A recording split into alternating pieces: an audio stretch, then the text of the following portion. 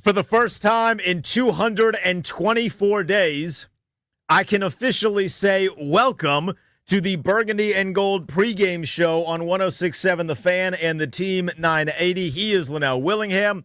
I am Denton Day, and Lynnell, for the first time in 224 days, we get to see Jayden Daniels play real, meaningful football. We kick off in about 2 hours from Northwest Stadium, and hopefully putting the beat down on the New York Giants. How are you, my friend? Are you amped up? You know how I get. As we get closer and closer to kickoff, my emotions will change several different times. I was just screaming in the bullpen, they got to stop the run, they got to stop the run. But no, overall, happy. It's going to be a raucous environment. We found out Wednesday is going to be a sold-out crowd. Mr. 8 to the 9 day, one of our childhood heroes, getting honored this afternoon, talking about Santana Moss. It's I'm ready to go, and I'm first team all vibes. Let's get it rocked. First team all vibes. If you're watching us on YouTube, hang out with us in the chat. If you're listening to us on radio, take a screenshot. If you're at the game, I want to see it. Send us a selfie on Twitter at NELL_BTP at the Denton Day for myself. So Jayden Daniels playing is obviously the big caveat, Lynnell. But when you look back at this offseason for the Commanders, the biggest storyline was not lawsuits. It wasn't a bastard of an owner. It was instead the contract of Terry McLaurin, but he's here. Got the contract done, and he's gotten 2 weeks to practice, to ramp up, to be ready to go for today.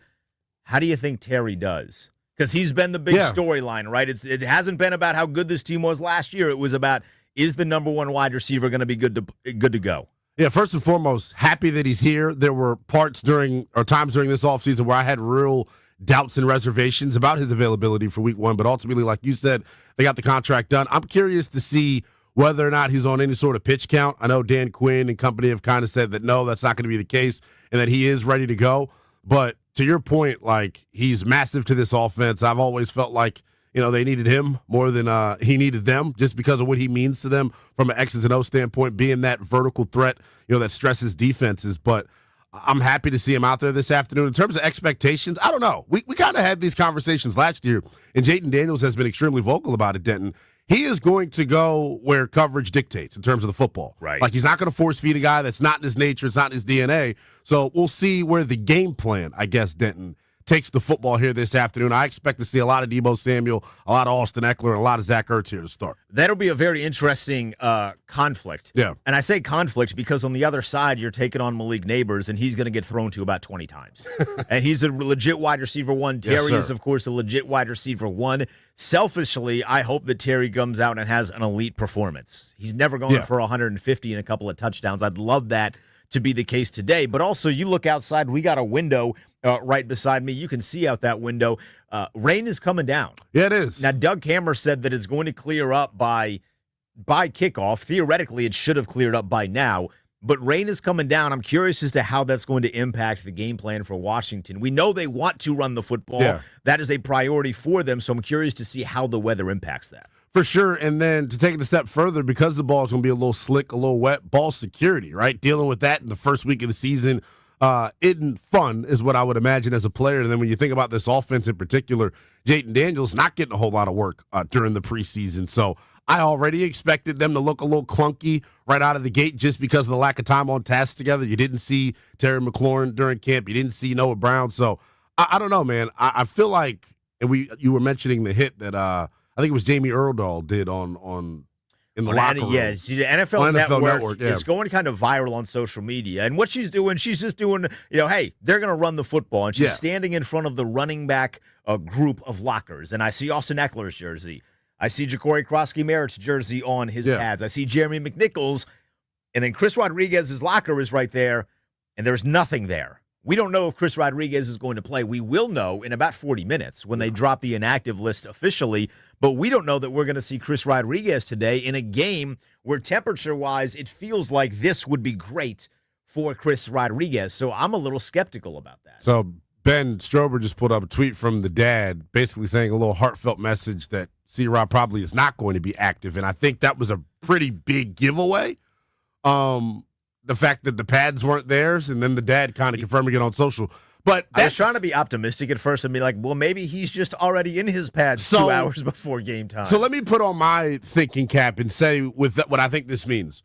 when Dan Quinn was asked 2 weeks ago about short yardage situations, he name-dropped Chris Rodriguez. Mm-hmm. They have been trying to keep Bill Krosky-Merritt under wraps like this. They've been whispering about him. But clearly when he plays, he screams, right? He screams, because of all everybody the ability. screams. So I think we're going to see a lot of him and a lot of Austin Eckler. I wonder where the trust level is with him in terms of pass protection on third down. Will we see Jeremy McNichols spell Austin Eckler in those situations? And McNichols is the best pass blocking guy they have. We know he's going to stick his face in there. He took a massive role in that touchdown to Terry in Cincinnati. There's a couple of plays over the course of last year where McNichols is stuffing guys who are trying to come after Jaden Daniels.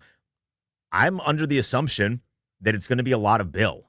Because I can't imagine that they're going to put Austin Eckler as a guy that I don't know that anyone's going to get 15 to 20 carries. I think this is very much going to be a rotation at the running back. Jaden and Debo, too. Yeah, Jaden and Debo especially. Yeah. So I do think that Ja'Cory Krosky-Merritt could be the high carry man at around 10, 11 carries. It'll be interesting to see. I think just from a offensive perspective, we saw it last year, the different ways that Cliff Kingsbury and company used these backs. I wouldn't be surprised to see Debo, Bill, Eckler in the backfield, Denton together all at one time with Jaden Daniels. So you mentioned Debo Samuel a couple times. He is one of the many new faces that are with this organization. Today will be the first time we see Von Miller in an actual game, didn't play in the preseason. We will see Laramie Tunsil in an actual game, didn't play in the preseason. Debo played in the preseason, but we get to see him now in a game that matters. Expectations for him in terms of how he's going to be utilized in the offense this year. If camp is any sort of indicator, and obviously it's hard to fully lock in on that because there was no Terry, there was no Noah Brown. He was used early and often, and I think I've said this all offseason. I think he is going to be in for a big-time year regardless of whether Terry's a part of the equation or not. But just in training camp, I think he was talked about when we first acquired him as like a gadget guy and being used in the backfield and things of that nature. He impressed me as a traditional wide receiver. Him and Jaden Daniels, it was death, taxes, and then those two hooking up in training camp on a deep shot. It was routine. So I have high expectations for him. I'll make a little prediction here. Remember the first play from scrimmage against Cincinnati in that second preseason game? Jet sweep, baby. I expect to see the same thing today. Same thing today? First play? Right off the start. Yes. Right off the jump? Right off the bat. So my thing with Debo is I think there were so many people that thought he was going to be a bubble screen guy. Right. He was going to be a short, maybe a crosser over the middle at 5 or 10 yards. It is important to point out that Debo Samuel athletically, incredibly dynamic. He is not playing with Brock Purdy.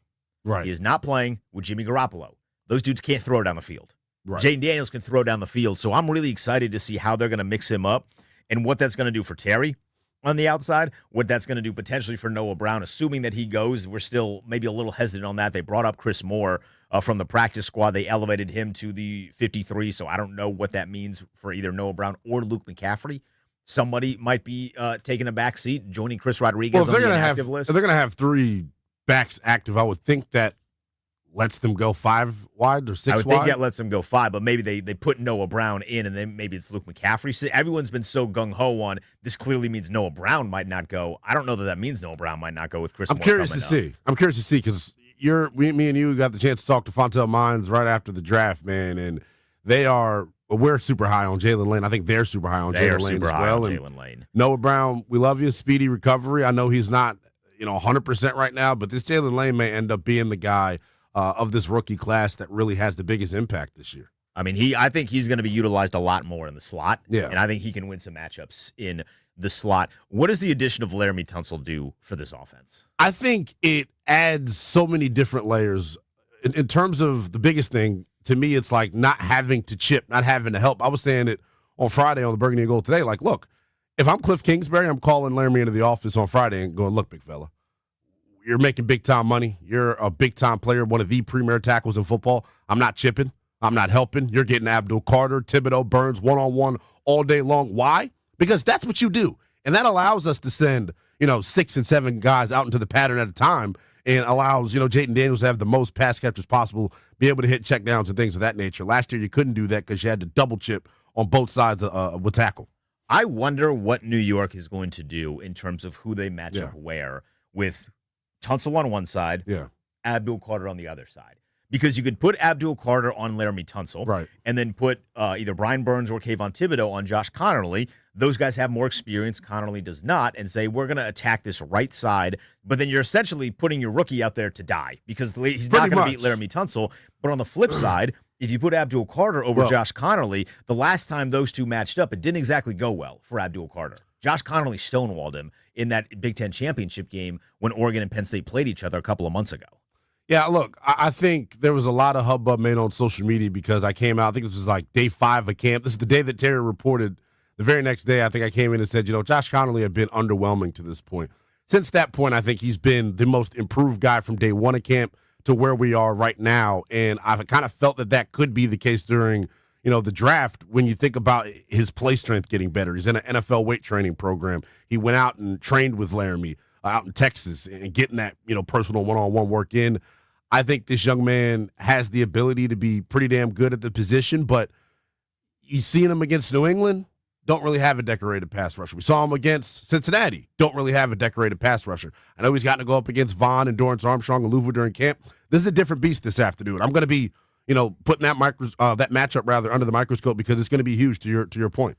He is a very rare case, and this does not happen often. Yeah. A very rare case of getting legitimately better when he plays other people. For sure. When he was just going up against guys in training camp, it's not like he was struggling, but you're like, hey, this is a rookie. This is a guy that has not played NFL football before. You start to see other colors, and for whatever it is, he just locks in. Yeah. And he got significantly better. We got keys to the game coming up. We got a slew of great guests. Danny Rouillet is going to join us in about 20 minutes here. Chris Russell is going to join us at noon. The Junkies, JP Finley, everybody's going to stop by. Your favorite voices from 106.7 The Fan and the Team 980. But coming up next, our keys to a win. What does Washington have to do to come away 1-0 against New York? Don't go anywhere. It's the Burgundy Gold pregame show.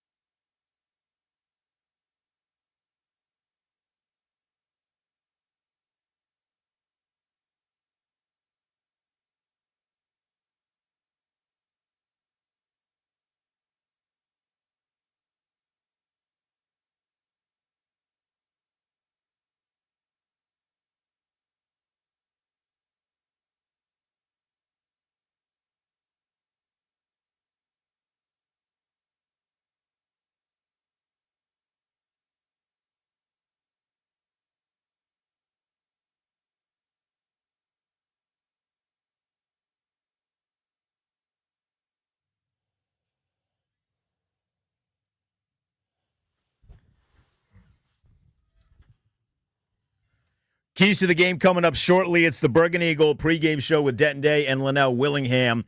You might have heard, if you're a gambling man like I am, about Fanatics one-of-a-kind fair play injury protection. It's really the best in the game. Friday night proved our point. Kansas City and Los Angeles, a star receiver goes down in the first quarter with an injury. Not only did Fanatics fair play void all effective straight bets instantly, if that prop was part of your parlay or same-game parlay, your bet played on. No waiting around with your bets stuck in limbo.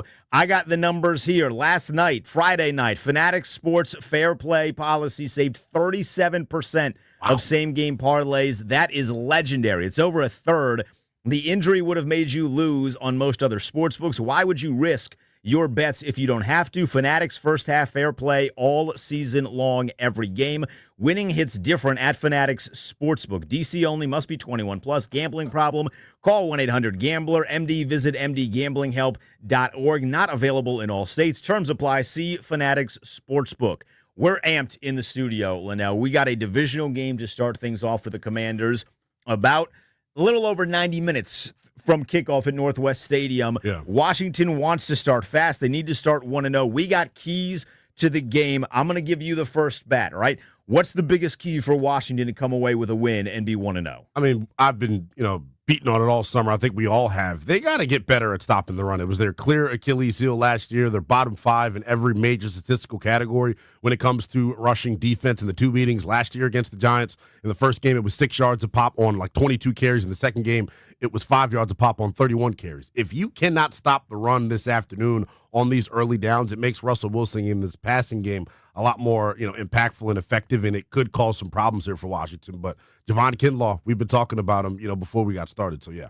Javon Kinlaw has to be a dude in the middle. There's a lot of pressure on him. My biggest key is that same thing, but on the flip side. Washington needs to be multidimensional on offense. Yeah. Jane Daniels is Superman. Don't make him Superman every single game. You got a bunch of different guys. You got a collection in the backfield. You got Deebo Samuel, who you can utilize in the run game. Hell, you can even utilize Jaden's legs, but I'm hoping that Washington is multidimensional on offense, and I think if they can establish the run early and punch this New York Giant defensive front, which is a nasty one, in the mouth, that only opens up the offense in the second half, so they got to establish the run game on their own. Yeah, I totally agree with you, and to your point, we were talking about it a moment ago, we haven't seen Laramie Tunsil yet to this point throughout camp. And we also, throughout the preseason, we haven't seen Von Miller either. 2 guys that I think are going to have a big impact today in terms of how well they play. It may swing the pendulum on whether or not it's a win or a loss. For Tunsil, like when you haven't got any game reps and then you're in your first game and it's against Brian Burns and Abdul Carter and Thibodeau, you wonder if there's some rust for old LT. And then on the flip side for Von Miller, we talked about run defense. Can they earn the right to let him be effective as a pass rusher, getting New York into these obvious passing situations where he could pin his ears back? There's no Andrew Thomas this afternoon, so James Hudson going to get the start at left tackle.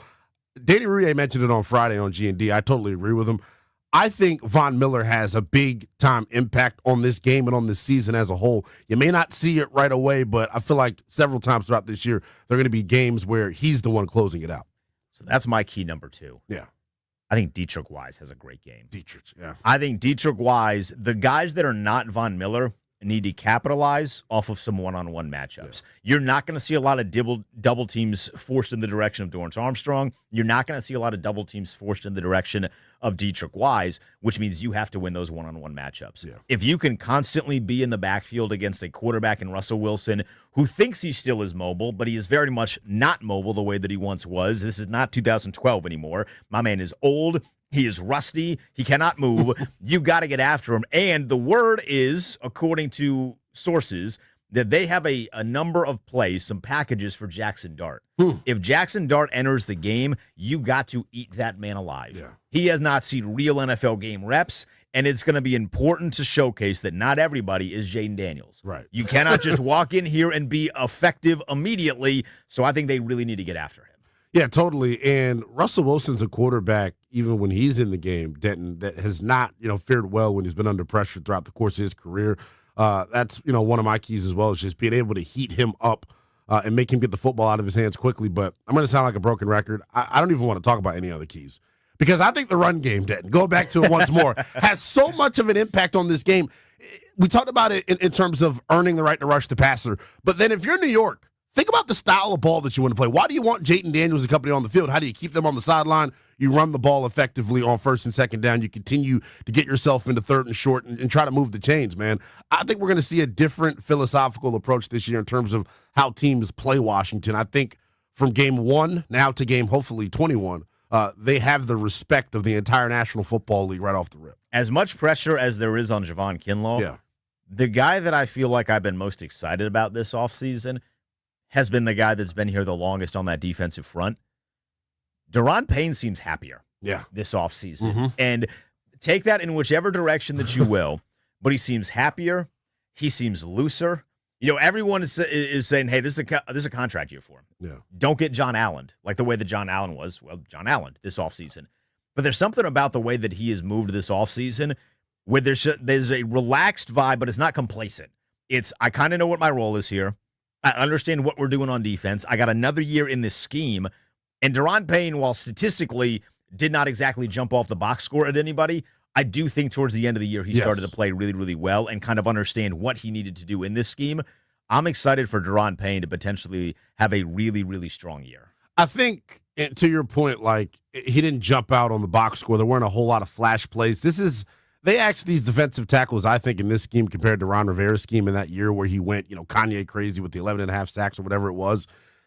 I think what's most important for this D-line is just gap integrity and maintaining, the point of attack and not getting moved. You can't, when you're getting double teamed, we talked about this a lot last year with Daron and with John Allen. When you're getting double teamed, you can't get blown 4 and 5 yards off of the football, man. I got the chance to talk to Sharif Floyd for a long time towards the end of camp, and that was the one thing that, like, they completely changed their mentality on was how they played the double team and calling it an art form. Denton, like, it's something we take pride in. It's not the sexy, fun thing to do because you don't really get credit for it in the box score, as you mentioned, but it's super important for, Bobby Wagner and for Frankie Louvu to be able to have, clean, shots at the ball carrier.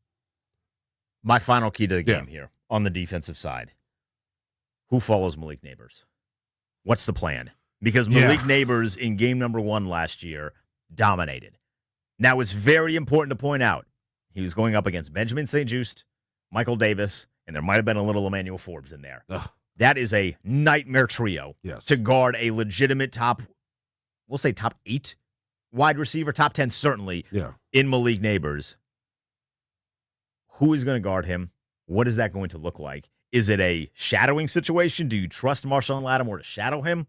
Or do you trust everybody, Trey Amos? Because I would imagine the Giants are going to try and line him up against Trey Amos. Hey, rookie, welcome to the NFL. Here is one of the best wide receivers in the NFL. I'm curious to know what the scheme is going to be, what the communication, what the help is going to be in terms of defending Malik Neighbors, but then also balancing that to make sure that Wan'Dale Robinson doesn't go nuts, or one of these other Giants receivers that you only know because you got him in the 15th round of your fantasy draft, so they don't go crazy. Yeah, so in camp, it has been Trey Amos as your defensive left, and it's been Marshawn Lattimore on your defensive right. I think traditionally, like, your number one, and someone correct me if I'm wrong, lines up on the left. So I've kind of viewed Trey Amos as the number one guy. I know they won't travel him, but I think by season's end, he's going to be, regarded as this team's best cornerback. I think he had an awesome spring, awesome camp. Obviously got nicked up, couldn't see him against Cincy. I feel like it was a missed opportunity getting to see Chase. But I think he's ready for that matchup, Denton. I really do. I think he's got the confidence and the swagger to be able to, get physical with Malik Neighbors at the point of attack. As you mentioned, he's going to get a lot of targets. You're going to get some bump. It's not like you're going to be standing there on an island all afternoon. I think I'm more curious, Denton, to see how Marshawn Lattimore handles the deep speed of Darius Slayton, and then when he gets matched up on him, the deep speed of Malik Neighbors. That's the question mark to me. Southeast Sean is what I want to call him for this year. He's got to be the guy that he's looked good in camp. He's looked good in camp. I got to see it against other wide receivers, and especially some guys with some speed, because I think that's the area where, if we're questioning him, Denton, it's that. And there's also the emotional element of this. We saw on Thursday night, one of the best players on the field got kicked off for spitting on a guy. Right. And the NFL has made it a very big priority that the unsportsmanlike stuff is not going to fly. No. Marshawn Lattimore had some issues with that, particularly going up against Mike Evans and A.J. Brown. The beef with Mike Evans and Marshawn Lattimore is a long one. Yeah. Like, we know that. There's a rich history between those two guys. They don't like each other. With A.J. Brown, it's a little bit different. I don't know that there's beef with him and Malik Neighbors. I would prefer that to not start, though. So I think emotionally he needs to make sure that he's cool. Yes. He's calm. He's collected. You understand Are you going to get beat a time or two? Potentially. You hope not, but potentially. Just don't let it get too in your head about it. I know you want to be, you need the personality, you need the swagger of being a defensive back. Like, you just have to have it for that position, but you got to make sure that doesn't get out of control, because these officials, particularly in the first few weeks of the season, they are going to be trigger happy when it comes to throwing flags. Honestly, Denton, I kind of want to see it. Not the 15-yard penalty, but I want to see this defense as a whole just play with an attitude and an edge. An identity. You know what I'm saying? Think about it. Like, we talked about them all off season long, how they couldn't stop the run, how there were questions about Marshawn Lattimore. He's heard it. I know it's something that they pay attention to, whether they're going to admit it or not. That's the big thing I'm looking for defensively. But for Lattimore, yeah, I agree. Gotta be smart. If you have keys to the game that we missed and you're watching on YouTube, pop them in the chat. If you're listening to us on the radio and you want to tweet us, you can at the Denton Day, at NELL_BTP. Any keys to the game that we missed, let us know when we get back. Danny Rouillet from Grant Danny going to join us. He will help us preview week number 1. It's the Burgundy Gold pregame show with Denton Day, Lynnell, Willingham on 106.7 The Fan and the Team 980.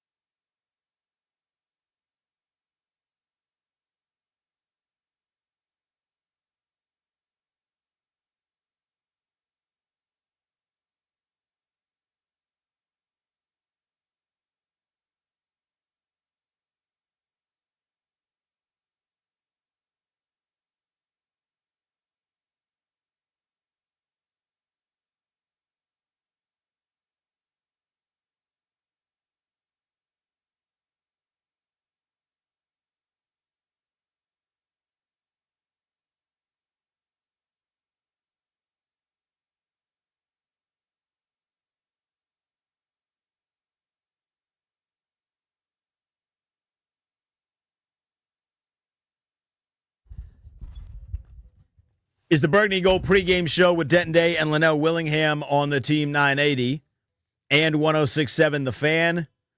We are live on YouTube as well.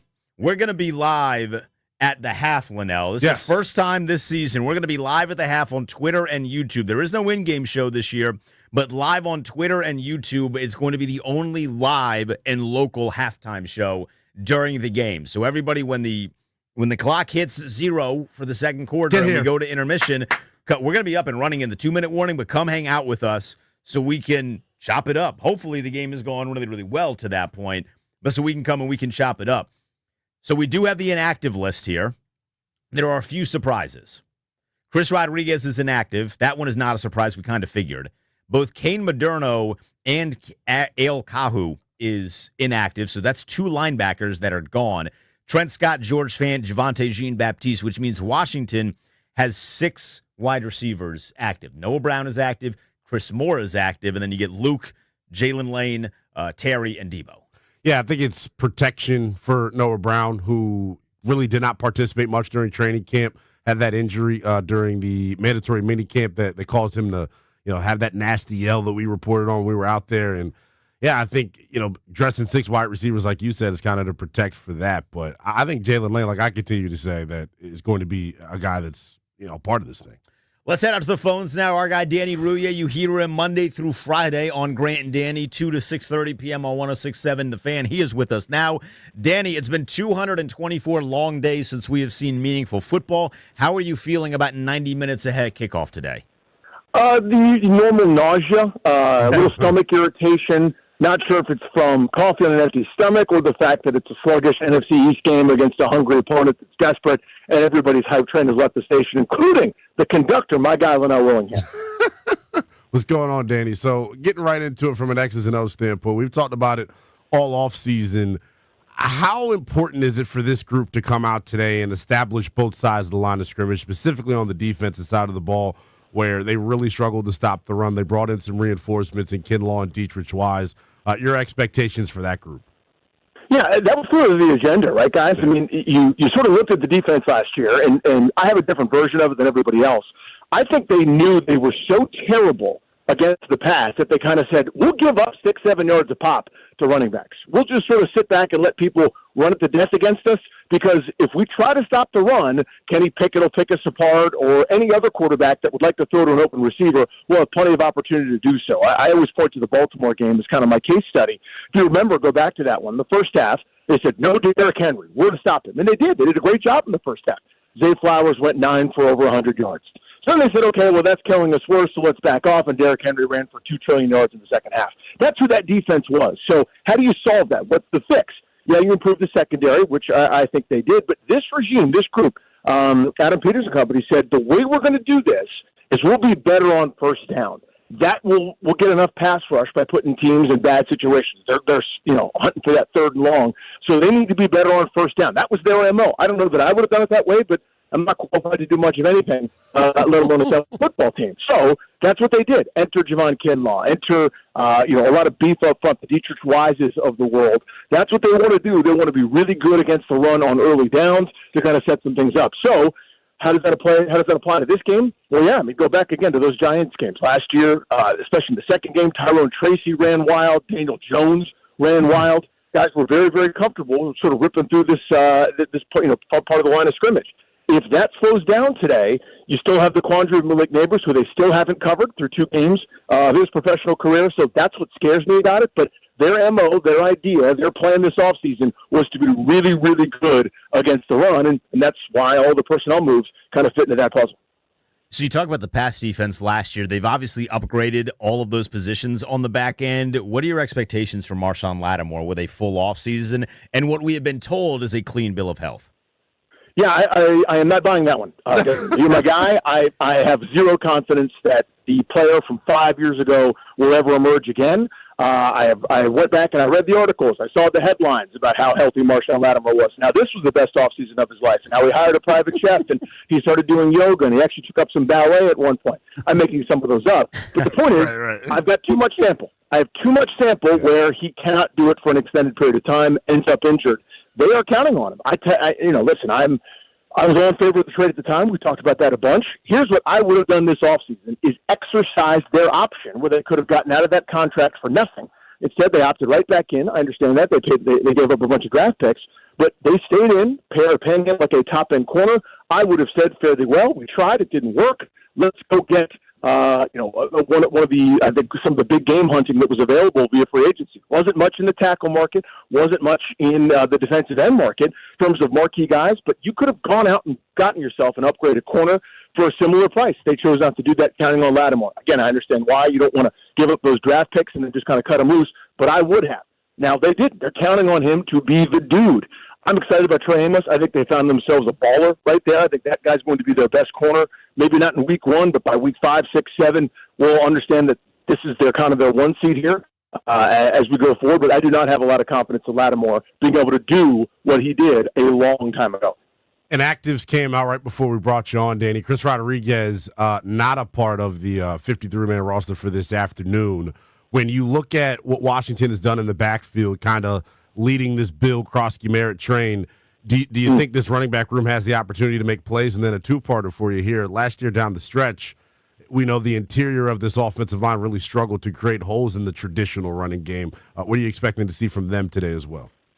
Yeah, that was another priority. You could see there are going to be 3 new starters. I'll put an asterisk by that. It's just Coleman moving over, and then somebody kind of filling in for Sam Cosmi, whether it's Allegretti or Wiley. I don't know if you guys have seen that yet as to who might get the bulk of the time there at right guard. But, yeah, you guys sounded like you were not surprised by Rodriguez. I am. I really thought the first carry of the season would go to him, and they would be working in across Merritt. That doesn't sound like the case. It's full go from minute number 1, so good for the kid. I thought there was too much in Rodriguez where he stuck with it, he'd been cut, and he was kind of emblematic of that message that you're trying to send. If you do what we ask, we'll reward you. He cut weight, got himself a little bit more burst.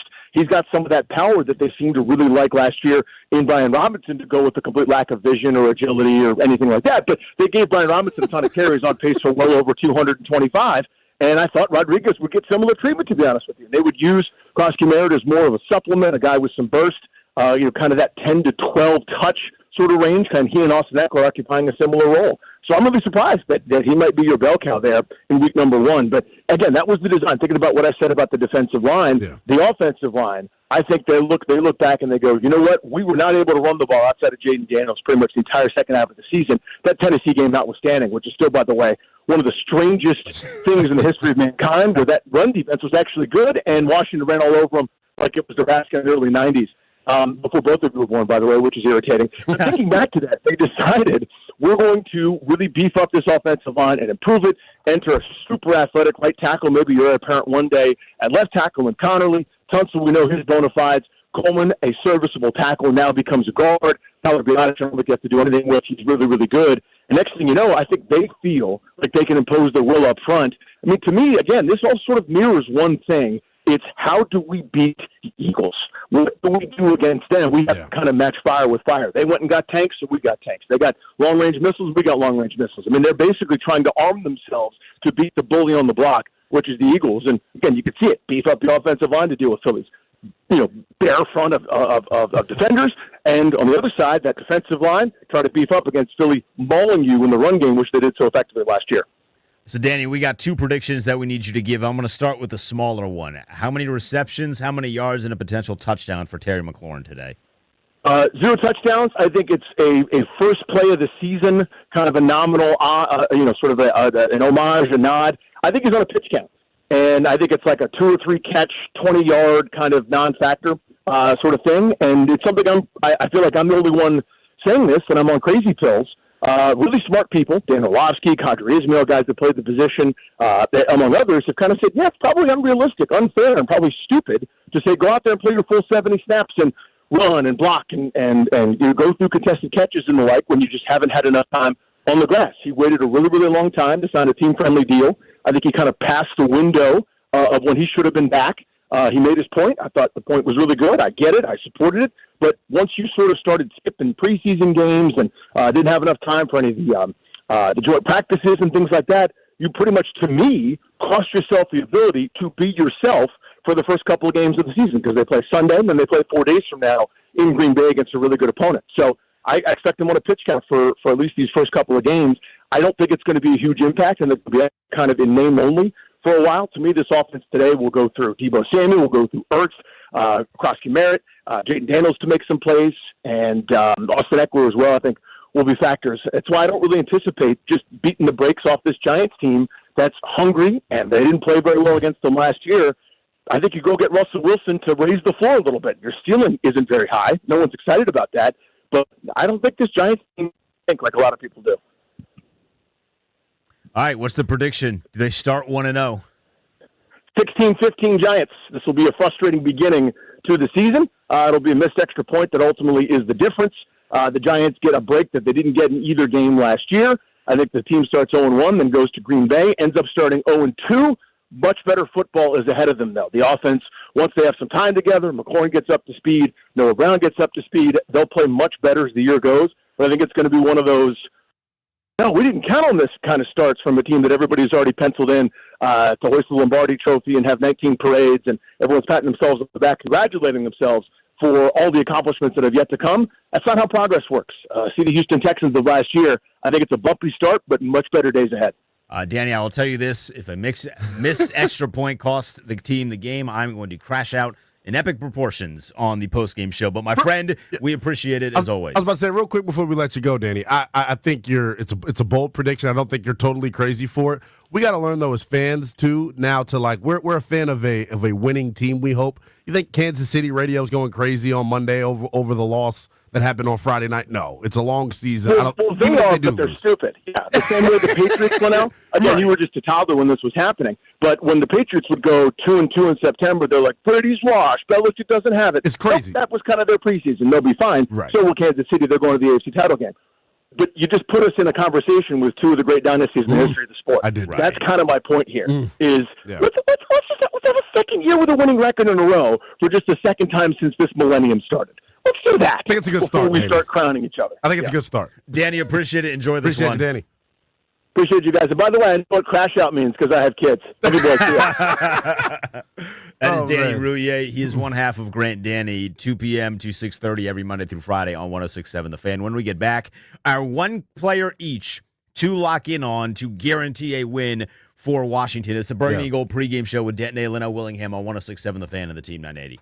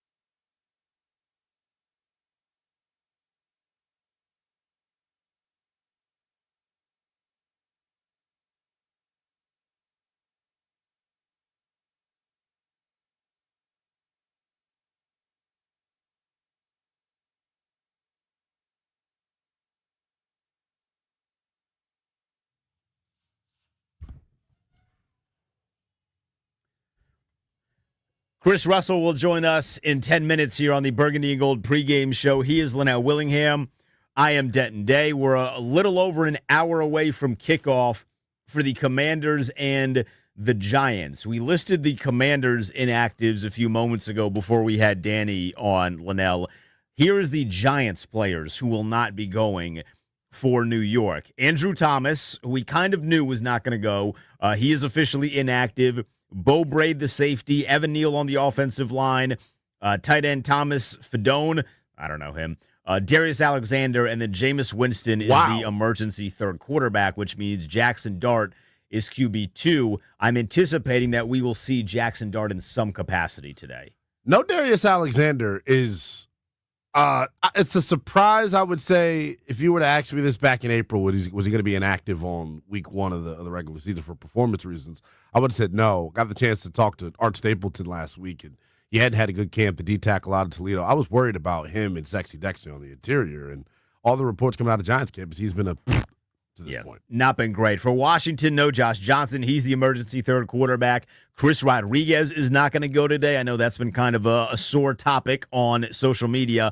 Ali Cahoe and Kane Moderno are not going to go today at the linebacker spot. And then Trent Scott, who showed up to the game in a Jaden Daniels high school jersey. Really? He is not going to go. George Fant, who they just signed recently prior to that final preseason game, will not go. And then Javonte Jean-Baptiste will not go. With no Javonte Jean-Baptiste, that leads me to believe that we are going to see a healthy dose of Von Miller today.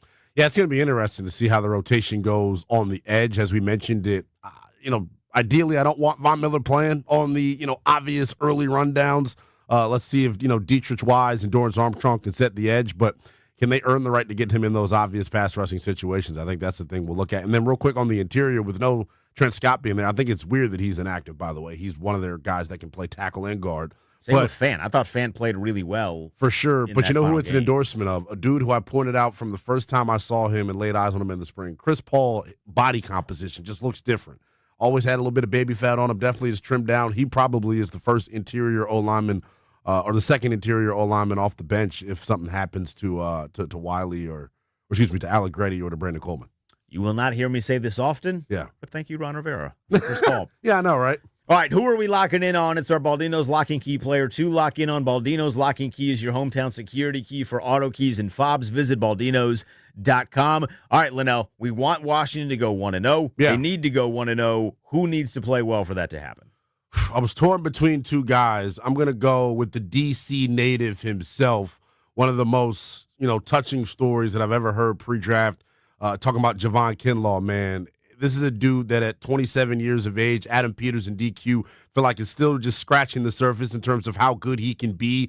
This is a mountain of a man. I've been to 4 training camps. This is the biggest dude I've ever seen in my life on a football field. He is massive. He has got to play big this afternoon. I know he can get upfield as a pass rusher, and he's got juice there, but what I want to see, Denton, how strong is this dude going to be at the point of attack? Does he keep Bobby Wagner and Frankie Louvu clean to go out and make plays in the running game? I love it. And I think you are 100% right. I saw Javon Kinlaw for the first time when I went to training camp, and I was like, made you look at yourself, my probably, God. Like, am I small? That is the large. I knew it. That was the largest human being I've ever seen on a football field. He's legitimately towers over everybody. With that said, that doesn't mean anything if you're getting pushed around. Mm-hmm. So you got to use that strength. You got to use that size, to just disrupt what the Giants are doing on the run game approach. Here it is for me. The player to lock in on is a guy that's moving positions but going back to his natural position. I think Brandon Coleman is the guy that I'm focusing on. We know what Laramie Tunsil is on the left side. He is a premier left tackle, so making the adjustment and moving Brandon Coleman makes a ton of sense.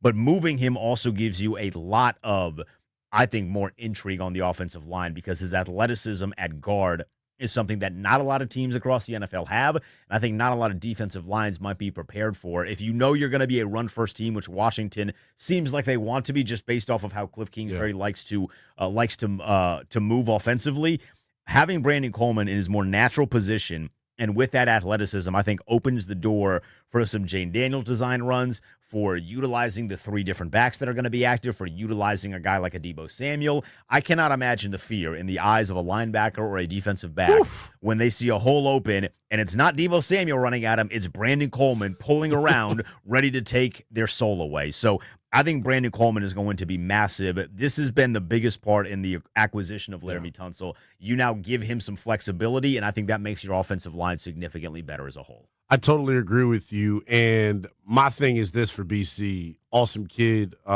just really humble, kind of a late bloomer in terms of football. For him in his first game at guard to go up against Dexter Lawrence, dude, it's like, okay, we'll see if you're ready or not. Welcome to the position. And he's been, on the trainer's table a lot during camp, so he hadn't really got to go up against, a Deron Payne and Kinlaw a whole lot. So that's a hell of a pick by you because I think he's definitely one of the guys. Like, if he plays well, Washington probably wins. If he struggles, you probably see some hiccups offensively. If he struggles, that means guys like Dexter Lawrence or whoever is matched up in front of him, maybe they do some creative things, kind of like what Dallas did in that first game last year, where they're moving Michael Parsons all over the place, and Michael Parsons was getting guard matchups, and Allegretti was just like, what is happening? What am I supposed to do here? I don't know how I'm supposed to handle this. So whoever he gets matched up with, if he does not play well, that means they're likely getting into the backfield, and things are out of control. It is important to focus on this defensive line for the New York Giants. This is a group that is a very dangerous group. For sure. There's a bunch of areas where you can point to this team for the New York Giants and say they're weak in certain areas. I do not believe the defensive line is one of them. So you have to – I know the team is walking into there with some respect, but I'm not about to sit here and say they're just going to blow the doors off them. It's going to be easy. I do not think that's going to be the case. That defensive line is very, very frightening. For sure, but on the flip side of that coin, Washington did do a really good job running the football on them in the first two matchups last year. I mean, the first matchup was the first time that we were innuated, if you will, into, we don't have to see Tress Way in a football game. This is kind of nice. You know what I'm saying? So I think, to your point, like, it's going to be huge. And similarly to what we're talking about with Washington and defensive line and being able to stop the run, to get Russell in those obvious passing situations so Von Miller can pin his ears back. It's the same for Washington on offense. Stay ahead of the chain so you're not in any obvious passing situations, so maybe you can mitigate that defensive front. The other thing is this, tempo. They're going to run no huddle. Washington last year kind of like reinvented the wheel, it felt like a little bit in terms of the pace that they played at. I think that helps them out this afternoon as well. I described it to you as a fast, slow pace because it wasn't like Chip Kelly's, we're going to run 1,000 plays a minute, but it was constant tempo, not giving the opposition enough time to make a substitution, but also then not tiring yourself out in the process. So you had the cardio to handle that, and the other team, which NFC teams, whoever, the other team wasn't really prepared for it. So I love that. I think the tempo in the second half in particular is really going to take it to the next level offensively for Washington. We're about an hour away from kickoff. We're doing some new stuff this year on Burgundy and Gold game days. You're not going to get an in-game show, but you will get an official halftime show. So if you're not following us on Twitter or on YouTube, you need to go do that. At 1067 The Fan, at the Team 980 on both Twitter and YouTube. You can follow Lynnell and myself on Twitter at NELL_BTP and at The Denton Day. We're going to be live starting at the 2-minute warning of the first half and then carry you entirely commercial-free through halftime. It's the only live and local, fully Commander-centric halftime show that you're going to get, so you don't have to sit through Verizon commercials and Meghan Trainor not knowing who Patrick Mahomes is for the 15th time at 2 p.m. You get to hang out with us, talk Commanders. It'll be interactive. Hang out with us in the chat. So be on the lookout for that at halftime. We'll do that again also for postgame. So the final 2 minutes of the game, we're going to be live on Twitter and YouTube, and then we will carry you for a 45 to 60-minute post-game show after that. New but fun stuff coming. Speaking of fun, Chris Russell joins us on the other side to give his thoughts on this matchup. It's a Burgundy Gold pregame show with Denton Day, Lynnell, Willingham.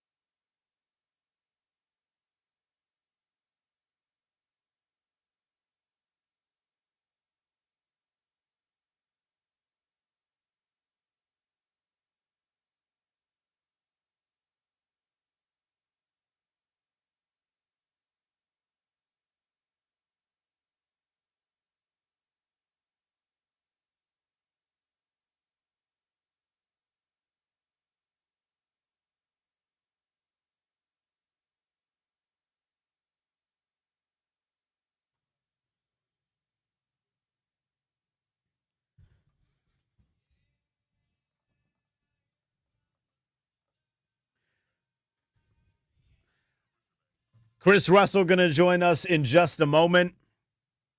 He is live from Northwest Stadium. You get the Giants and the Commanders in under an hour. He is Lynnell Willingham. I am Denton Day. I need my Savages to stand up, Lynnell.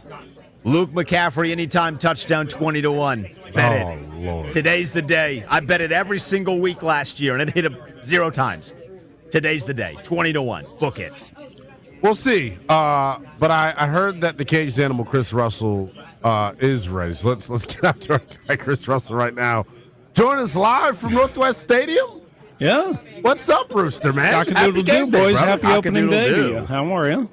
I'm good. You sound a little doom and gloom. Wake the hell up, Chris Russell. How are you? It's game day, Russell. I mean, what do you want me to do? They yell at me for screaming. They yell at me for doing my job. I'm the only guy in this press box that gets more crap in the press box than I do at the radio station. Real quick, Denton, before you lead us in, have you spilled anything, and what have you had to eat so far? I have not spilled a thing yet, including the coffee I got from Dunkin' Donuts on the way in. I have not eaten a thing yet, which is going to change pretty quickly because I've got an Infinity Sports Radio update starting at 12:25, so I got to slip something in between. Yes. Maybe a little salad. I'm not sure what we have on the menu today, but everything is cool here, guys. It's opening day or week one. I guess more opening day is baseball. Week one is for the NFL, and yeah, you got the helmets. You got a little surprise, I think, at least for me, the way I was leaning on the lineup. So, and the rain has stopped, which is what was expected and is important for ball security, as you guys were talking about last hour.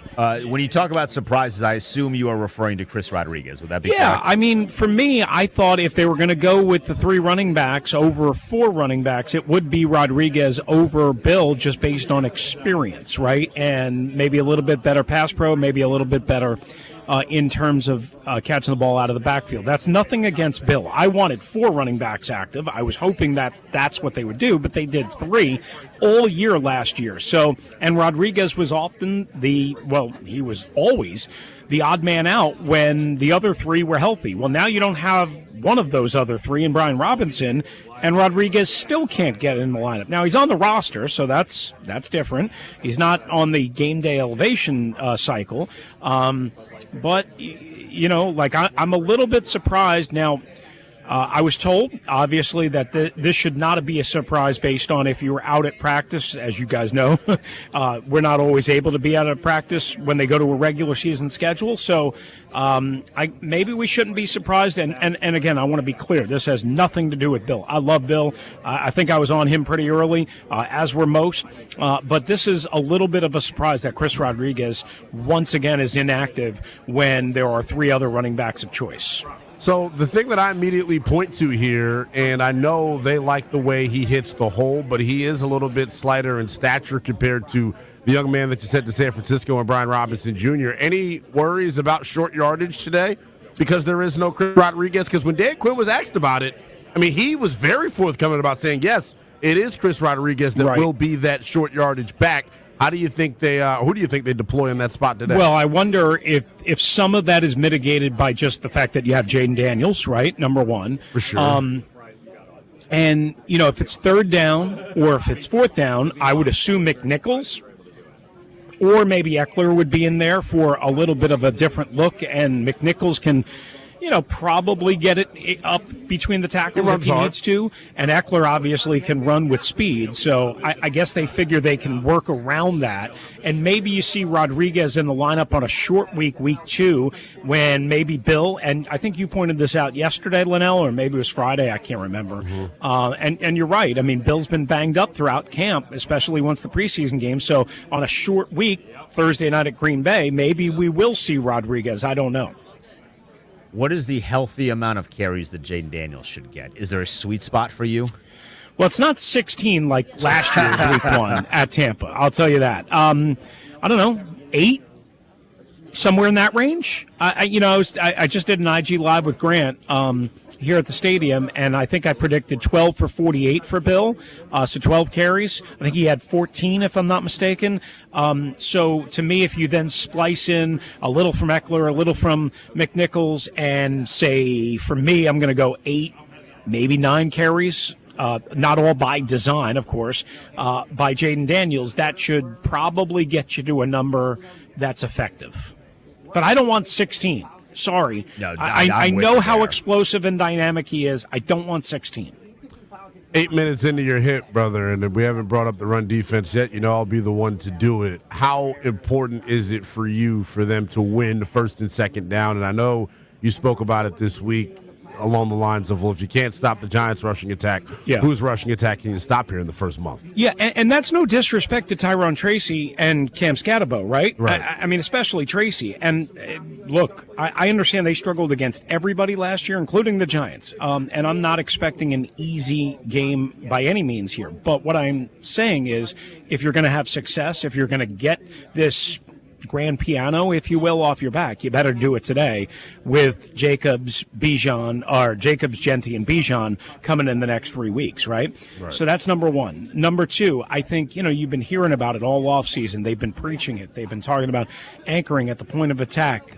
You mentioned last hour, Lynnell, Sharif Floyd mentioned that they really worked hard on getting off, disengaging on double teams. Well, if we remember the Week 2 game here last year, Jonathan Allen and Deron Payne were manhandled with double teams constantly, duo block, whatever, at the point of attack. Well, now Jonathan Allen's not here. Dante Fowler's not here. They've beefed up. They think Javon Kinlaw's a lot of their answers to a lot of their problems, along with Dietrich Wise and others. Your guy, Javonte Jean-Baptiste, is not active today, so that won't be a factor. But the bottom line is they think they've beefed up, anchored up, and are able to kind of hold their ground a little bit and force those 2nd and 8, 2nd and 9, 3rd and 7, 3rd and 8 type situations. Chris Russell with us here on the Burgundy Gold pregame show. He is live from Northwest Stadium, hanging out with us. What do you anticipate to see from the passing defense today, Roost? So, Denton, I heard you, say, like, you'd be really curious to see how they kind of go against Malik Neighbors, and I'm with you. I think what they will do, I don't know, but I think what they will do is roll out just wherever Malik Neighbors goes, they will not trail Lattimore, I don't think, early on. Even though they like to play more man defense than a lot of defenses do, I think they will let the young kid, Amos, and obviously Sanders still, if it's in the slot, kind of work against Malik Neighbors until they see it hemorrhaging, if they see it hemorrhaging. And if they don't, that's a great sign. And if they do, then they have the option of trailing Lattimore. And to me, you probably are going to see that. I don't expect, again, don't expect Lattimore to be all over side to side, including the slot with him from the jump from snap one. But again, that's what I don't expect, not what I know. Chris, what is is there any concern at all with this offensive line, particularly in the traditional running game this afternoon? Laramie Tunsil didn't play at all in the preseason. Brandon Coleman really didn't play at all in the preseason. And then we know the struggles that Nick Allegretti and Biadasz had down the stretch. Are you at all worried about their ability to get it going on the ground here at all? Yeah, I don't know why we wouldn't be, especially against Dexter Lawrence and that talented front, right? Now it's more of a pass rushing front, but it's still Dexter Lawrence, when he's right, can just engulf people, right? And especially the interior of that offensive line, which is already missing Sam Cosmi. Biadasz has been, I don't want to say he's been bad, but he's been a little up and down since midway through last year. And again, Brandon Coleman new at guard, but a bigger, harder to move body. And I know he was looking forward to this challenge, but being very respectful. By the way, guys, right. Jaden Daniels just came out and is starting to loosen up in full uniform. So this just in, Jaden Daniels will start at quarterback for the Washington Commanders today. But anyway, the point being is, I do think they will struggle to get on track. And then I wonder if you've got to crease them, the Giants, going outside zone, toss pitch, like a crack, to the outside, get them side to side, horizontal, try and wear them out, try and get them with speed to turn the corner. And maybe that's part of the philosophy of going with Jakari Krosky-Merritt, or AKA Bill, is that he has that ability to go out and bounce to the outside. By the way, I just saw, I don't know if you guys care about this, but owner Josh Harris just walking across the field with his wife, and a big hug too. number 1, Deebo Samuel. There we go. I yes, see indeed. Deebo. He has the sun out on the field, too, warming up based on some of the videos that I'm seeing on social. And speaking of Deebo, Roost, who do you think has a more productive day statistically, Deebo or Terry?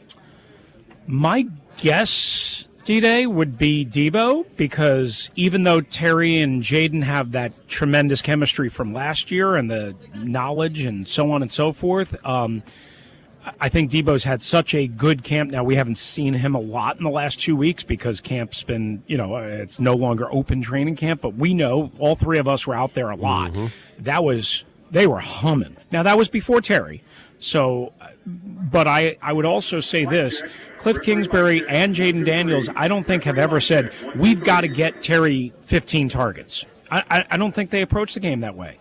So to me, I presume like the new corner, Paulson Adebo, will get most of the assignment against Terry, and then you try and pick on Cordell Flatt or Deontay Banks, and especially if Deontay Banks is on the field, right? Because he's active. So I was told he's going to be playing on third downs. If and when he's on the field, whoever is the receiver there, that's where I'm testing. That's where I'm trying to go first and trying to work because he stinks. All right, Roos, we'll get you out of here on this one. Who wins? Well, I got the Commanders winning 20-17, so I guess I've got the Giants covering the 6.5, depending on where you got it at. Look at you, I do think it'll be a close game. I do think it'll be a sloppy kind of, let's get the oil running through the engine game, and maybe we're looking at, 6-3 at the half or something like that. I'd be surprised if it's a boom, boom, boom, boom, boom game right out of the chute on offense. I'd be surprised. Again, can't rule that out, but I'd be surprised by that. I think it's kind of almost like a little, D-Day, you love this, a little slobber knocker. Roost, we appreciate it, my friend. Enjoy whatever meal they have for you at lunch prior to your next hit, but we appreciate the time. Thank you, boys. Appreciate you. Have a good show. Rest of the show. That is indeed. Chris the Rooster Russell. You can hear him as the host of the Chris Russell Show, 1 p.m. to 4 p.m. every Monday through Friday on the Team 980. He was live from Northwest Stadium. In about 15 minutes, J.P. Finley is going to join us live from Northwest Stadium. I saw John Bernthal out there. He's one of the he's in the old school Sean Taylor jersey. Love to see it. So love to see it. And I don't know if this was a child or not, but I believe his son was in a black Jaden Daniels jersey, or just a kid that was standing next to him that had the Washington Commanders W shaped into the back of his head. Ooh. So that's a W dad move right there. W Barber as well. W Barber as well. The Junkies are going to swing by. They'll give us their thoughts on the game when we get back. It's the Burgundy and Gold pregame show with Denton, Lynnell, Willingham on the Team 980 106.7 The Fan.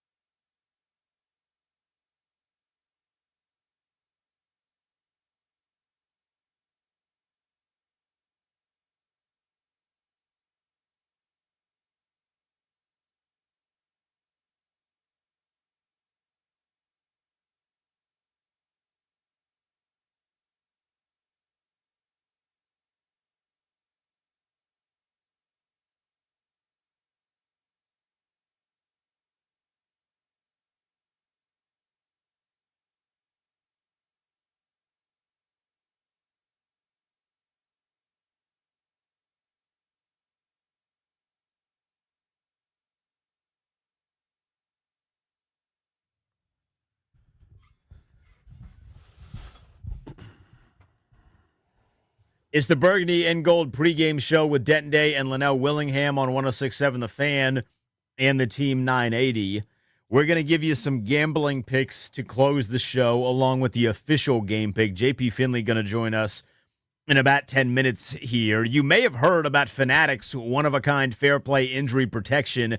It's really the best in the game. Friday night proved that point. Kansas City and Los Angeles dueling in Brazil. Star receiver goes down in the first quarter with an injury. Not only did Fanatics fair play void all effective straight bets instantly, if that prop was part of your parlay or same-game parlay, your bet played on. No waiting around with your bets stuck in limbo. I got the numbers right here.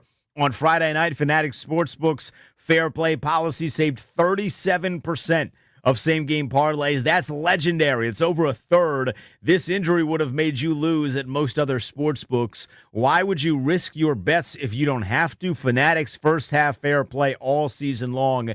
Every game. Winning hits different at Fanatics Sportsbook. DC only, must be 21 plus. Gambling problem? Call 1-800-GAMBLER. Maryland, visit mdgamblinghelp.org. Not available in all states. Terms apply. See Fanatics Sportsbook's app for details. All right, the Junkies made some time for us on Friday to talk about this game and preview this Week 1 matchup. Fellas, how do you see this one going down? All right, boys, it's finally here. Week 1 in the NFL. Washington with a home opener. They're going to honor Santana Moss at halftime. The fans are going to be fired up, and they're facing a New York Giants team that they beat twice last year, but the Giants are a little bit better. Should this be an easy win for them, Cakes? Easy win might be a stretch. It's a division game. Look, last year's wins against the Giants, they weren't easy. They were hard fought. We remember week 2 last year when Brian Daboll was dumb enough to bring a gimpy kicker in. I think it was Graham Gano. It was. And he couldn't kick in the game. Right. So, he had a hand tied behind his back throughout the entire game. Is it going to be easy? No. But do I think the Commanders are a better team than the Giants? Obviously. Look, this is a Giants team that was picking super high in the draft. That's why they're able to land stud pass rusher Abdul Carter at number 3. They've got 36-year-old now journeyman Russell Wilson leading the team until they're ready to replace him with Jackson Dart. They've got a brutal schedule to start. I think the Commanders are just better. Obviously, Jaden Daniels, he's got more weapons at his disposal now with Debo coming over. Austin Eckler's healthy. I like what they're trotting out there outside of Terry McLaurin. So I like the Commanders at home. Will it be easy? No. But do I think they win? Yes. Won't be easy. Games against the Giants aren't easy. They weren't last year. The Giants were bad last year, certainly offensively, and they only won by combined 8 points. Not going to be easy, but they are better. There are some unknowns about Washington because we just didn't see a lot in the preseason. But it's not going to be easy. Like you said, division game, and the Giants' defense could cause problems, but Washington will win this game by 10. Couple matchups to watch out for. Obviously, whoever lines up opposite Malik Neighbors, that's going to be massive. When it's Lattimore, when it's the rookie Trey Amos, occasionally it might even be Sanistril if they line him up in the slot. Who knows? The other thing to watch out for is how do we do against the run? We gave up almost 300 yards in the 2 games against the Giants last year. It was a big point of emphasis, bringing in Kinlaw, etc. Our front 7 has to do a better against the run so we can give ourselves a little distance here. And then obviously Connerly, how he matches up against the various weapons that they have along. They have guys, Burns, Thibodeau, Lawrence. They can get to the quarterback, and Connerly's going to be tested. Don't be surprised if obviously John Bates or somebody like that helps chip with some of those guys coming in on Connerly making his first start against the Giants. I think offensively they're going to be fine. This team scored a ton of points last year, and we know, at least on paper, they're better adding Tunsil, drafting Connerly, and adding Debo to the mix. It's going to be interesting to see what they do at running back. We had a debate on Friday's show. Scott Abraham came on the show and said that Austin Eckler, he thinks, is going to get the most carries. We're kind of skeptical there. So it'll be interesting to see what they do running the game. But, EB, you bring up a great point. Last year, look at that second game against the Giants. Giants ran for 164 yards in that game. Now, Daniel Jones was the quarterback, and he ran for 54 yards. But they had a problem stopping Tyrone Tracy and even Devin Singletary in the backfield. Yep. So it's going to be a big challenge. It's the first time we're going to see Kinlaw and some of those guys. All that being said, I think Washington outscores them. I think Jaden has a big game. I think he hooks up with Terry. Debo's going to find the end zone. And Jaden has a big game overall. 31-24. I like the Commanders to win in a bit of a shootout. That's an over, but that's a big over. I have them 27-17. So is that an over? I think that's right around Right the around numbers. it, Pretty yeah. close. That's tough math for us. I don't know if we can figure that out. Yeah. Math on the fly. I'll take the Skins 27-21, but I do think it's a dangerous game, and they have to be careful, and I'd love to see them get off to a good start. I have them winning 28-21. Commanders start the season off on the right foot with a division win at home. There it is. The Junkies all picking the Commanders in week 1. Of course, you can listen to the Junkies from 6 to 10. Hopefully a victory Monday coming up after this week 1 matchup. Back to you, boys. Appreciate it, fellas. Yes. The Junkies all picked a W. Chris Russell has picked a W. Danny Rouillet is the only voice we have heard from today, Lynnell, that has not picked a W. I would say that the vibes are very high right now. Vibes are sky high. I told you I was first team all vibes when I walked in here. Fired up because it's the opener. I'm just ready to watch some football. But I've been saying it all week, and I think it's going to be a rock fight. Like, I don't think it's going to be super pretty. To me, this Washington offense has had a whole bunch of time on task in terms of the offensive line and their Time continuity. on grass, maybe. You know what I'm saying? That's their new phrase. Everyone wants to be on grass. You know what I'm saying? And for them in the run game, they haven't had enough time on task. And then at wide receiver, Terry McLaurin, Noah Brown, Jaden Daniels just hadn't thrown it to him a lot. It's a big reason why I think in terms of like pass catchers, and we'll give out some props a little bit later, Eckler, Debo, Zach Ertz, those to me are going to be the most featured guys there offensively. Yeah, Terry. There's a video of Terry walking out onto the field for the first time. Yeah, he's geeked electric. up. Yeah. He is geeked up. He's jumping up around, waving his hands. He was signing some autographs. Like, Terry's happy to be there, man. It makes me happy. I'm happy to he's see there. him. Happy. He did walk in with what I believe was a new chain, and let me tell you, athlete diamonds are crazy, man. Yes, they are. Athlete diamonds are crazy. That's They're that highest paid 30-year-old diamonds. that's what that is, and I'm hoping he is the diamond in the rough today, maybe for Washington's offense. sure. If he can get into the end zone, I think things are moving really, really well because that means they're having success moving the football down the field. Again, this Giants defense is not a bad group by any stretch of the imagination, so this is not going to be a scenario like we saw in many other games last year where Washington puts up 40 points with ease, right? I don't know if that's going to be the case. This is going to be a hard-fought game. We will give you our official score predictions coming up here in about 20 minutes. We want you to start dropping yours in the chat. We see a couple people on YouTube who are already doing that. You can tweet us if you're just listening to us on the radio at the Denton Day, at NELL_BTP. If you are just listening to us on the radio and you're not at the football game, I do want to let you know we're going to be live on social media, on Twitter and YouTube at halftime and right as soon as the game ends. It's a new thing we're doing this year, so there's no more in-game show, but it's going to be your only live and local commercial-free halftime show. At the 2-minute warning, get to Twitter, get to YouTube. We're going to be live, fired up, reacting to the final 2 minutes, and then going all through halftime to give you our perspective on the game and getting a little bit of your perspective on the game as well. So be on the lookout for that. Follow us at 1067 The Fan and the Team 980. You can follow Lynnell and I as well at NELL_BTP at the Denton Day. When we get back, JP Finley live from Northwest Stadium to preview this matchup. Our picks coming up in 20 minutes here on 1067 The Fan and the Team 980.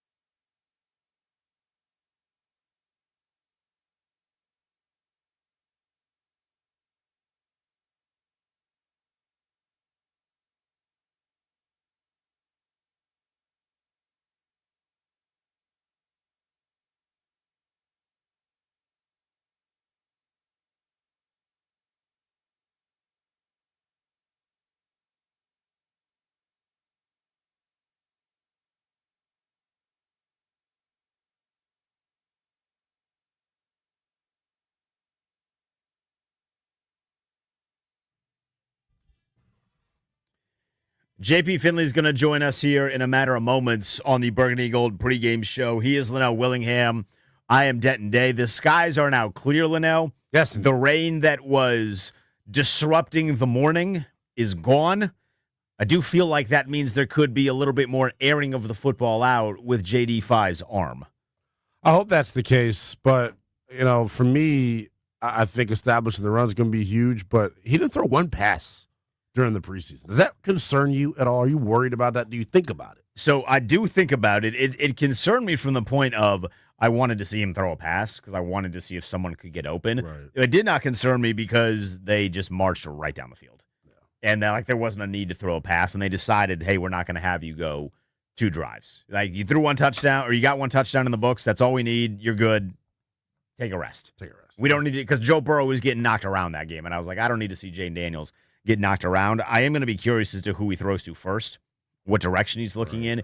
Is it Terry, who is the wide receiver number 1, who just got that massive contract? Has he built up enough rapport with Debo to, for the first throw of the season, look his direction? Maybe it's Zach Ertz, because we haven't talked a lot about Zach Ertz on today's program. Zach Ertz, in being up close and personal at training camp this year, he is a master of creating space. Athleticism is certainly not at the peak of what it was in his career as he's getting older, but he is a master of creating space on routes. I would anticipate that Zach Ertz is going to get looked at very frequently by Jaden Daniels, and I think Cliff Kingsbury is going to call his number. Yeah, he's part of this trio offensively that I expect to see a lot featured early and often. The sun's even peeking through D-Day. Let's go. I need that. I need that. Austin Eckler, Debo Samuel, Zach Ertz, like those 3 guys for sure. Talking to some folks, on the sidelines throughout camp, and then, getting to talk to, Zach himself at a point in time, they really, treated him differently this offseason. He feels a little bit more spry, and I think he is going to have a big-time year. And in terms of the opener, like, he may be one of the guys that's featured early. Yeah, I think so. Maybe a little bit of John Bates action. Who has improved as a pass catcher. He has. Throughout the course of camp, honestly. So that's another thing for me, too, that I'm like. He's a sensational blocker. Like, I think more than anything, you're going to hear John Bates' name called a bunch because he's going to, especially if you're running Ja'Cory Crosky-Merritt, John Bates is going to be a guy that is just decleating guys on the defensive side. He's so good at getting out in space, putting a hat on a hat, as coaches say, although he just puts a hat into the ground. That's really what his specialty is. I think him improving as a blocker is going to be huge, but you mentioned it earlier. If there's somebody that I'm leaning on saying, okay, like help out the young pup, help out the rookie tackle Connerly, it's going to be John Bates, man. He spoke about it this week, about just the passion he's got for pass blocking, for run blocking, rather, and, just, how much pride he's taken into it, since he's gotten here. And I think when people are praising you about something that's kind of low-key and unseen, it makes you a little bit more geeked up to be more prideful with it. And, he is – I'm first team all vibes. He's first team all badass. How much do you think they're going to help Connerly? I think you got to. I think it would be malpractice if you do not help him off of the rip. It's no slight to Josh. Do you think there either. Could be a scenario, though, where he doesn't need it? I mean, you're not going to do it every snap.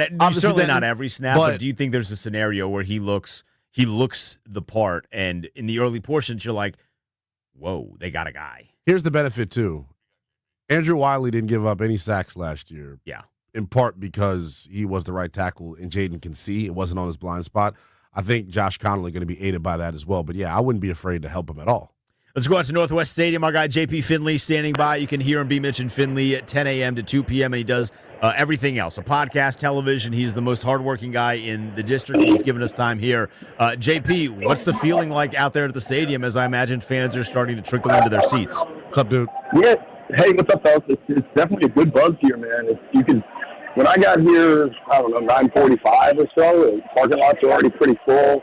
A lot of Burgundy and gold, a lot of excitement. You always got a little bit of Giants fans, but it's a very good vibe in here, man. I think there's a lot of excitement for Santana at halftime too. So people are excited, and I think they're good.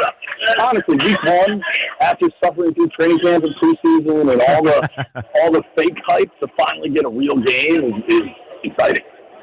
JP, how excited are you to see the debut of 2 of the bigger offseason acquisitions for Washington, Laramie Tunsil and then Von Miller, 2 dudes that didn't play at all during preseason? Heck, you didn't even say Debo. Well, he played during the preseason, that's why. I got you.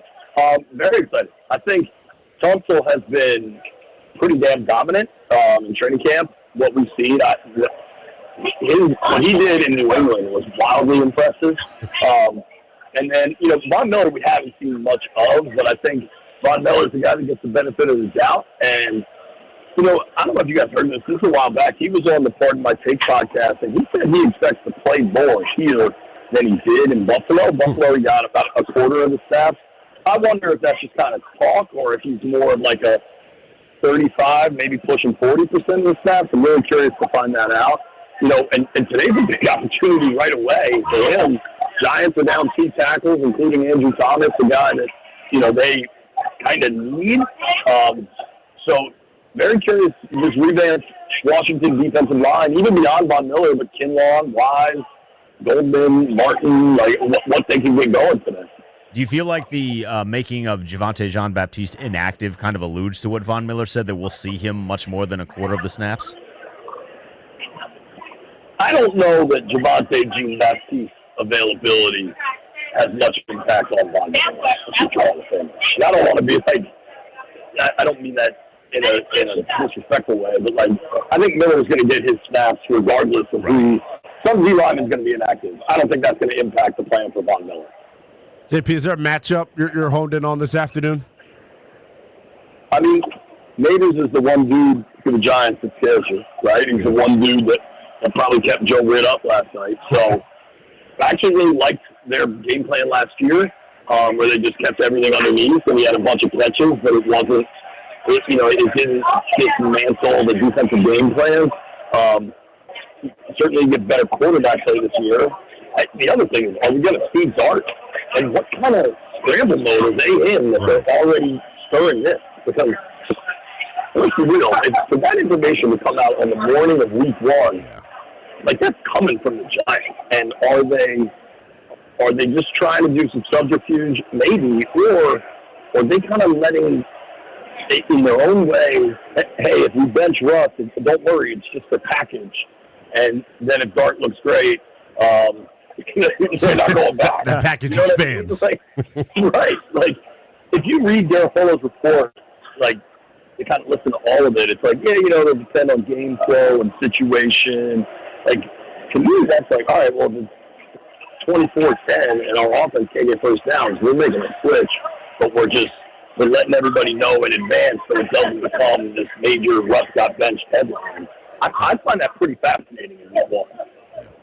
Chris Rodriguez not being active today was a surprise to some on Twitter, JP. How do you anticipate that they're going to rotate the running backs today?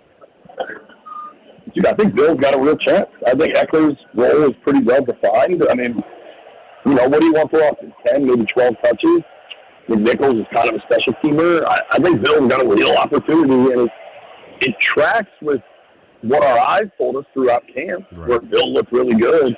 One of the biggest questions with Bill, and this could cut both ways, is he didn't play last year. So he could be really, really fresh. But he also didn't hit consistently, repeatedly in a while. So, and then, dude, I mean, he got banged up in the New England game. So it's going to be interesting to see. I'll take it a step further. Every time he's played in a real football game, even after the scrimmage, he didn't participate in the team scrimmage. You saw him in that black non-contact jersey. So I'm wondering what the plan's going to be for the short yardage stuff, because DQ was pretty forthcoming that would be C-Rod. Do you think Jayden Daniels and Deebo Samuel are going to be the guys that really help you out in that category, trying to get on the perimeter? I think Deebo could have a big role. I think thinking DQ is forthcoming and then the opposite happening is telling you how forthcoming he was. Yeah, well, exactly. I think, if we want to assign roles to these dudes about short yardage and goal line, are we sure that can't be Bill? Because I don't think they feel that way. And Nichols has honestly been decent in the red zone, too. I think the way most NFL teams run, these are all committees regardless. And I think this is going to be a committee where, at least early on, Bill's going to get the most carries. And if he stays healthy, I think that will be the plan. Or if he's ineffective, dude, because they got to see him. They loved him in the pre-draft process. You know what I mean? Like, it wasn't an accidental 7th-round pick. They had him out to their top golf for that. Right. So this is a guy they targeted, they like. He's looked quite good throughout the summer. You know, now it's time for the money on the table. Let's see what he's got. That's it. How much are they going to help Connerly, or are they just going to? Do you think they'll leave him on an island a little bit on obvious passing downs? Well, I think it helps a lot that they feel pretty comfortable they can leave Tunsil on an island. Right. So, he's got one of the best blocking tight ends in football. So you're rolling out 12 personnel. I think it's pretty easy to put Ertz out there with LT and then Bates on the other side. I think they're going to protect him. I thought they did a good job last year protecting Brandon Coleman. I think they have higher expectations for Connerly right away. But it's a fair question. We'll see. I think they don't believe they're going to have to hide anybody like they did last year. I think they think the whole group is better. Prediction for you, but before I let you go, pal. Well, I got to tell you guys, there's a shocking breaking news development here in the press box.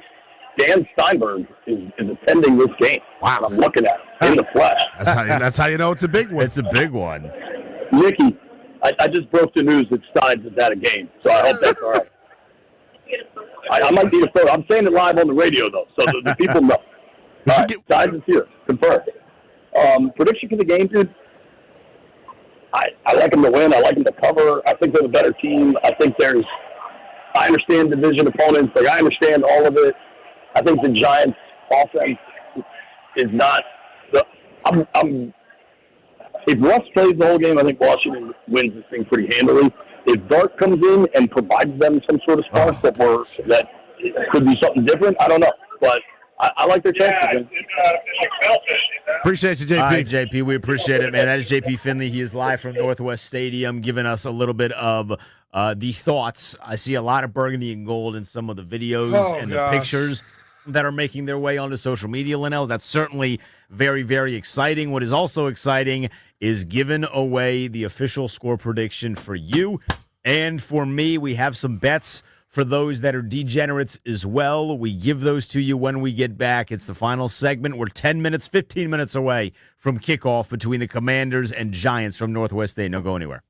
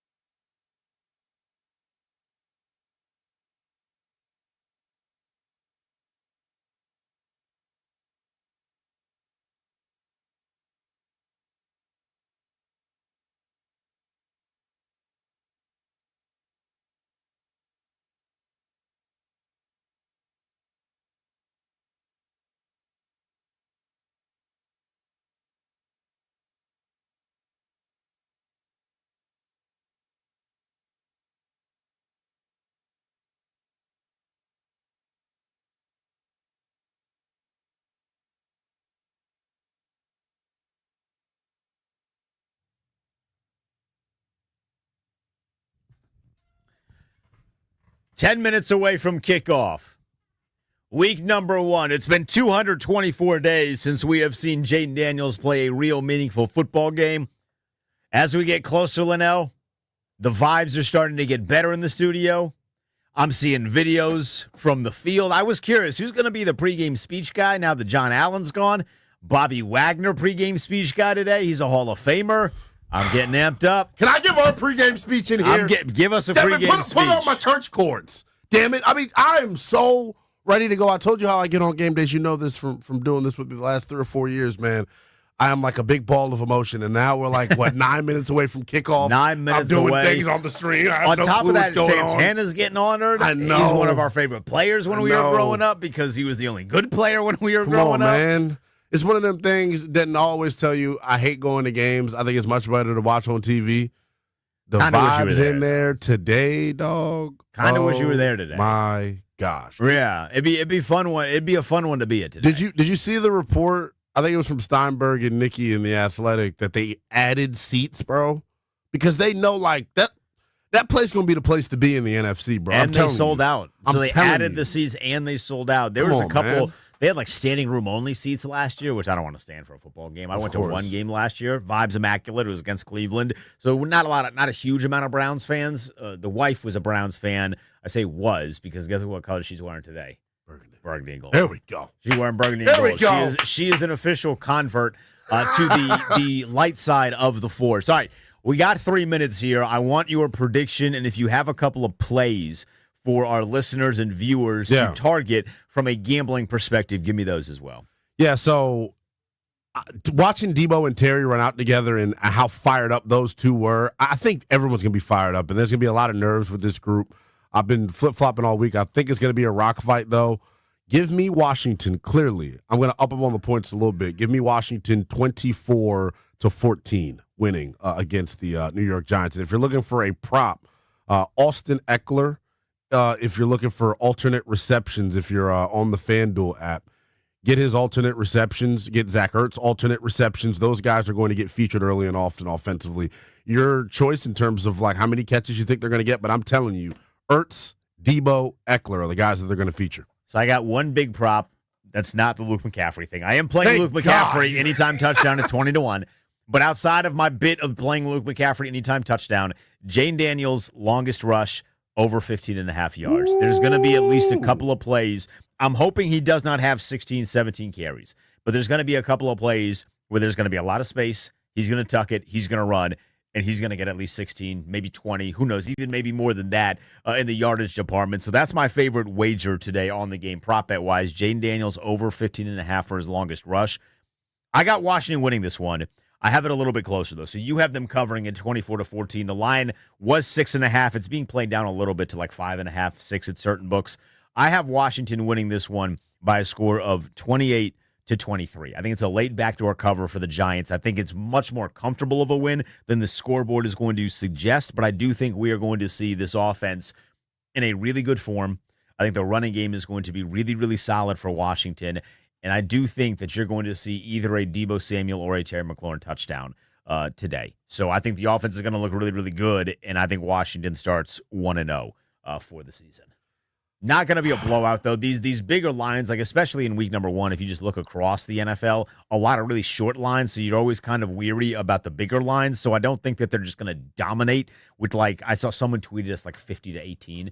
I don't think Washington's putting up 50 points today, although it would make my life a whole lot easier if they did. But I think Washington wins. You think Washington wins. I think we're starting 1-0, baby. Danny Reminder. Ray, I hope you're wrong. I hope you are wrong, Danny. We are back on social media for the halftime show at the 2-minute warning, the Team 980 1067's Twitter and YouTube account. We will see you then. Enjoy the game. Let's go 1-0 for the day, baby.